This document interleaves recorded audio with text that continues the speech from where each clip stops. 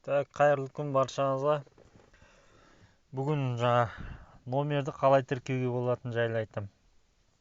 Мынанда көп сұрақтар түсіп жатыр, сондай. Не зарегистрирован деп тұр. Короче, любой браузерден кіреміз. Chrome болсын, әйтеуір кіреміз Googleға. Осы жерде egov.kz деп жазамыз. Менде жазылып тұр.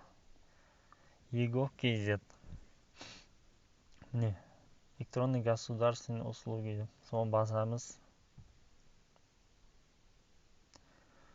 Осы жерде осындай бет шығады. Бұда ең жоғарысында оң жағында войти деген бар. Соны тауып аламыз да соған басамыз. Без жоққа қойып тұрайын. Сосын осы жерде қазір көрсетем. Мінеке, бүйтіп алыстатқан кезде, міне ең төмен жақта көрдіңіз ба? Виртуальный ассистент деген жазылып тұр. Кішкентай жасыл болып. Соған басамыз.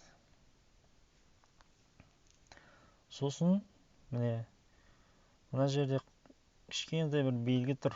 Видеокамераның белгісі. Мінеке, көрдіңіз ба? Осыған басамыз. Міне, регистрация в базе мобильных граждан деп шығады.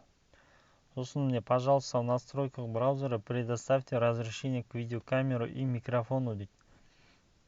Осындай қызылмен жазып шығады. Мына видеозвонокқа басасыз. Болды. Сіз кезекте тұрсыз. Жауапты күтіңіз, өтінеміз дейді. Біреулерде жаңа разрешение бер деп шығады. Сол кезде разрешить дегенді басып жібересіз. Әркімде әртүрлі. Мен уже разрешение беріп қойғам.